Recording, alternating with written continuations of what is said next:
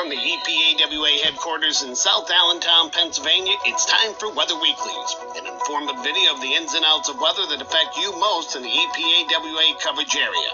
The following segment is a weekly video blog, and the opinions of the forecaster do not necessarily reflect the opinions of the staff of Eastern PA Weather Authority LLC as a whole, nor its constituents.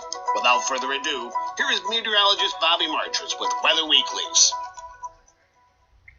Sunday morning, October 18th, another edition of Weather Weeklies for you. I'm meteorologist Bobby Martrich. I apologize for not being here last week. Normally have this every Sunday, but had a little bit of a medical emergency with a coronary heart disease condition that I was recently diagnosed with. So had to get rid of a blockage, and it was in my what's known as the widowmaker artery. So it was a very serious condition, and luckily got that cleared, and I'm back at it this week. The only thing I would recommend, if you ever get any kind of even if it's subtle, any kind of chest pain whatsoever, just make sure you go to your doctor and get that tested out. Try not to be like a lot of guys are, like, we're tough and we can't, we can work through it. Just don't do anything stupid. Just when it comes to your chest and you get really tightness in your chest and difficulty breathing, that's time when to go to the doctor. And luckily I did, just in time before, without having to suffer a major heart attack, which would have been the next step. So I just wanted to share that with you to open this up before we got into our long range. This is our latest long-range update through November, and this is actually was done on Friday. So today being Sunday, of course, we actually started this cold snap here yesterday, expecting this below-average temperatures to go through Tuesday, even though Tuesday will be moderating quite a bit from what it was over the weekend. We're still going to be below average here on Tuesday before we go up for 2 days, which will be Wednesday, Thursday here, and then we head back south again for the next 3. Head up a little bit near average for the 26th and 27th, back down again for the end of the month, we think. So now if you look at some of the model guidance here, the model guidance has not been agreeing with our thoughts here, and I'm talking about both models and ensembles. We're going to go through a little bit of what we think, reason why we think this is the way it is, and why we're seeing so much of this up and down. A lot of times that when we get into these transitional months of autumn, and again when we get into spring, you go through this too, where the models will like to hold on to the cold a little bit too long. It likes to do that with the warm a little bit too. It likes to keep the warm holding on a little bit. And the models struggle in these transition months of both autumn and winter and spring. Excuse me. Now we did have this for our October 2015 temperatures here. Now you got to keep in mind this was done back in August, so we had the right idea here with the below normal temperatures for the month. We still think it's going to be below normal, probably not this high, not this high below normal. So we're probably talking about up here probably just barely, less than a degree below normal. Down here you might get to maybe -1 or 1.5 if you're lucky. But for the most areas, or most part right now, if you look at the total departures from normal, the areas that are barely above normal right now before this weekend are right down here, and up here you had more like a degree and a half before we head into this weekend. Now we had 1 day of this cold that came through yesterday, and some of these temperature departures are getting down pretty, getting closer to near even. So we're getting pretty close, but it's going to take quite a bit of a cold. We're expecting that today and going into at least early next week with the below normal temperatures, but I don't think it's going to be this far below normal. Below normal, yes, but not this far below normal. Now, if you look at some of the models disagree with us, and they have been disagreeing with us for a while now. We're going to go into the GEFS. So the GEFS is the ensemble mean. So in other words, you have the operational GFS. This model runs every 6 hours. It also has an ensemble mean, which is that same model run again an additional 12 times. So you have those other models basically with the same starting algorithms, or the same starting data, I should say, observations and data that go into it, and it basically simulates what the future is going to be based on that initial data. Okay, and they run that model again several times again. So, and then it'll take that entire several runs. Obviously, you have multiple runs instead of just one operational run. It's going to usually give you a clearer picture of what's going to happen. And so far, the ensemble mean obviously agrees on this weekend. This is where we are right now. The ensemble mean agrees on that. Has all this warmth out here in the Midwest. This is what's going on right now. There's another piece of energy down here I want to focus on, which is our cutoff low in the Southwest. I think this is giving the models problems right now.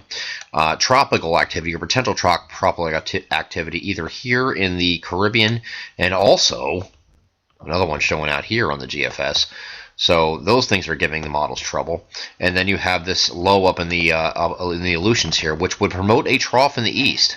Okay, but we're really not seeing that in some of these ensemble long range here, and I think it's because you have other things going on that are wreaking havoc here. As we get to the middle of the week here, we'll actually start off here. This is showing this weekend, a deep trough over the east, so that's why we have the cold weather. As we get into the middle of the week, here's our warm up here.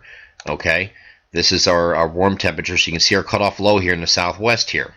Southwestern United States, both the European model have this, GFS has this, the Canadian has this, so it's not like this is not going to be there. We have some impulses coming into the Aleutian Islands here. This usually promotes a trough. This isn't deep enough here to promote a big enough trough. Basically, the idea is if you have a trough, a storm, a big storm in the Aleutian Islands, which isn't here in this image, but if you did, you have a deep trough here in the west, which promotes a ridge in the east, and then you have a trough in the east. That's trough, of course, is bringing in colder weather and warmer weather out west. So because of this cutoff low, we're not going to have that yet. So we get a little bit further here. We finally see one of those lows in the Aleutians coming in here, and as a result, you know, low out here in the Aleutians, it means you have a big ridge in the center of the country and a trough in the east. So we're going to have another cold shot. This is now looking at the 26th of October. So this is where we're expecting the rest of the end of the month to end up on the cold side, and then we finish out this month here as we go to the last frame. Here's the cooler side as we head into the end of the month in early November. Again, these lows in the Aleutians will promote these troughs out here, which will give a ridge in the center of the country and a deep trough in the east and give us colder weather. So that's what we're going with. So this is the GEFS is finally giving into that idea, which we have been talking about for over a week now. And everybody, we're getting these questions on the Facebook page and Twitter, and you know, I don't understand why you're still saying it's going to be cold this entire month or colder than average when none of these models are indicating, or none of the models are agreeing with you. None of them did. But there's not, when you're doing long range forecasting, you're not looking at models. You're looking at models to agree with your ideas, which they didn't.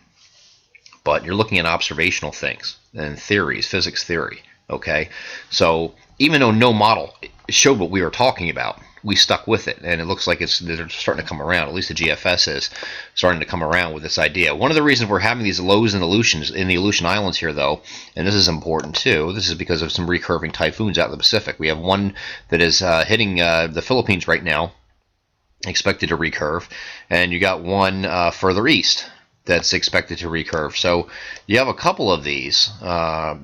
A couple of these typhoons out here in the Pacific that are going to recurve, and that affects the jet stream. That allows a buckling of the jet stream. It throws heat at the Arctic Circle, and then you have that heat transport then transports south and promotes a trough in the eastern United States.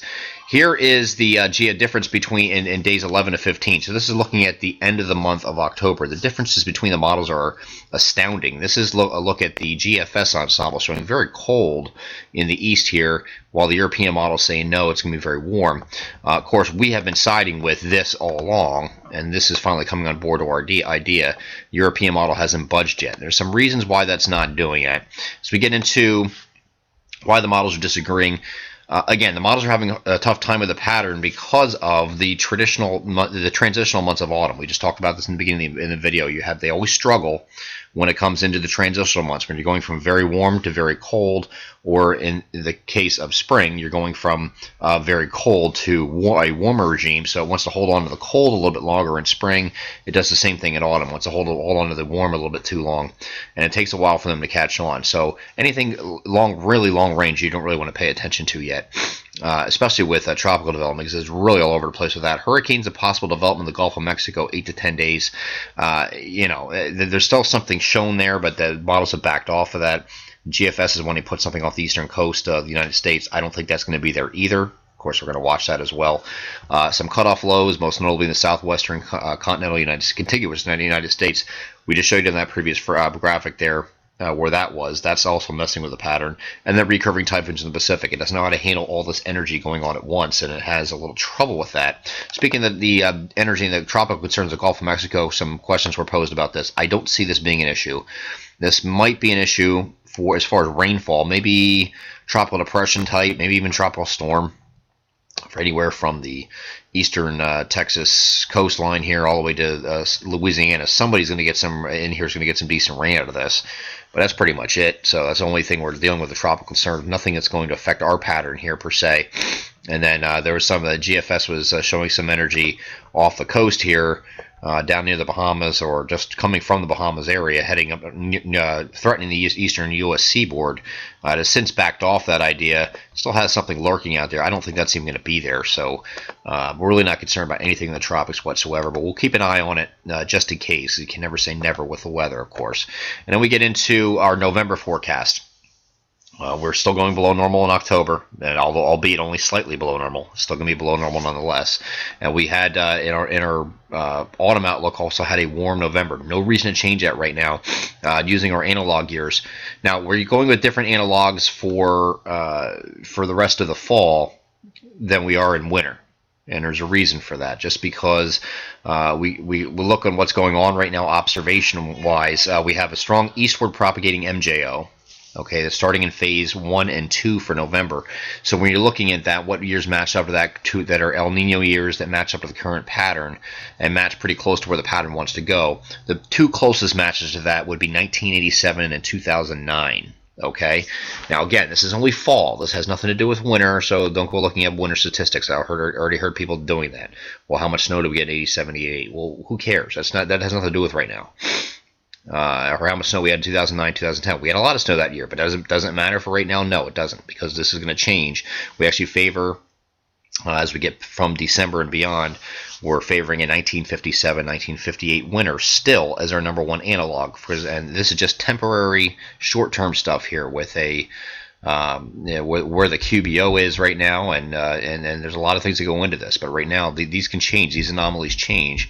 And what we're looking at for as far as analog. So this is looking at 1987, had a warm November then. 2009 had a warm November here. 2002 had a cold November. It's not shown here, but that's because the looks like as far as sea surface temperatures, it was focused more west for El Nino purposes. So we get into sea surface temperatures now. They're still focused. Here's what the current is right now. You can see this is very strung out. This is good. This is what you want. You can see it starting to propagate westward, so that is good. This is what you need if you want snow in winter. You don't want it hanging around here in Nino 1 and 2, because if you do, that's just going to throw. You're going to be too warm up here on these coasts. The southeastern ridge is going to really pump up. You're going to get some very warm temperatures here. If this is all just like 1997 and 1998. All your heat is out in here in this area, or all the warmest sea surface temperatures are out in this area, Nino 1 and 2. Then your warm air comes in and floods the eastern seaboard. That combined with the QBO gives you just a very mild winter overall, and that's why 1997, 1998 didn't have much of a snowfall for our area at all. Actually, hardly any to speak of whatsoever. Some areas had zero.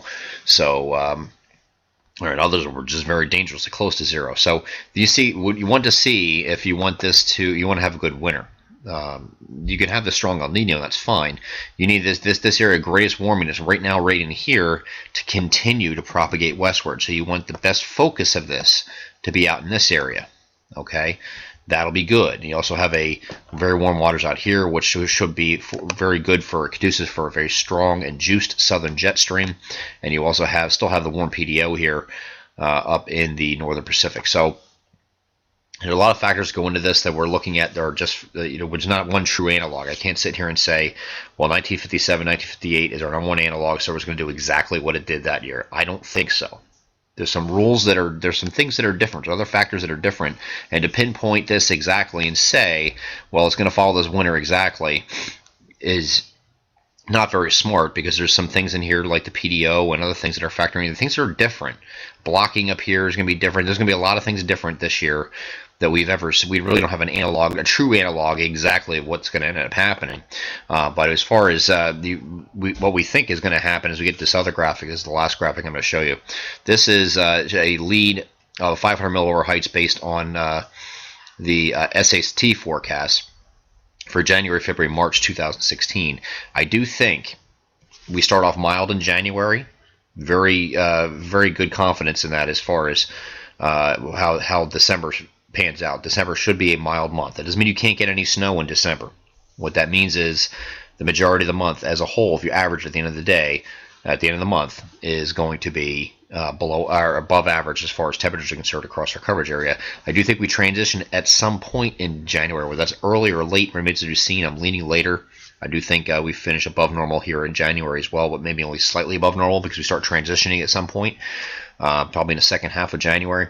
And then we go into February, March, and we have a rough 6 to 8 weeks, it looks like, of winter, where we just have everything just kind of coming at once here.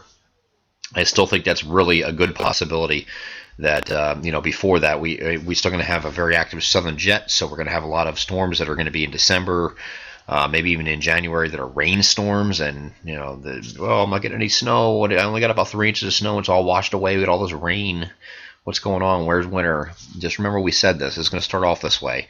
And you get into the transitional, get into a transition here at some point late in January, and then we go into February, March, and we turn around on a dime. I think we have a very snowy and very busy second half of the winter, it looks like. We're going to follow all this up every single day, Monday through Friday, with our My Pocket Meteorologist Premium Forum. You can click on the image below this video, and it'll take you right to that to sign up for it. Keep up on the latest information. These long-range updates we do are once a week, every Friday, publicly, and are not as detailed as what we get in the forum. In the forum, we update this daily, Monday through Friday. So we have constant changes and constant updates with the long-range analysis that'll continue to be done on the EPAWA forum. So please click on the image below this video for information how to sign up for the premium forum and get text alerts if that's what you want to do as well. You can actually, if you have an existing product with EPAWA, like the text alerts or the daily forecast, the alerts that we send out, you get the form for a lesser amount for the entire year. I'm Eastern PA Weather Authority meteorologist Bobby Martrich, and that is this edition of Weather Weeklies for October 18th, 2015. See you next week.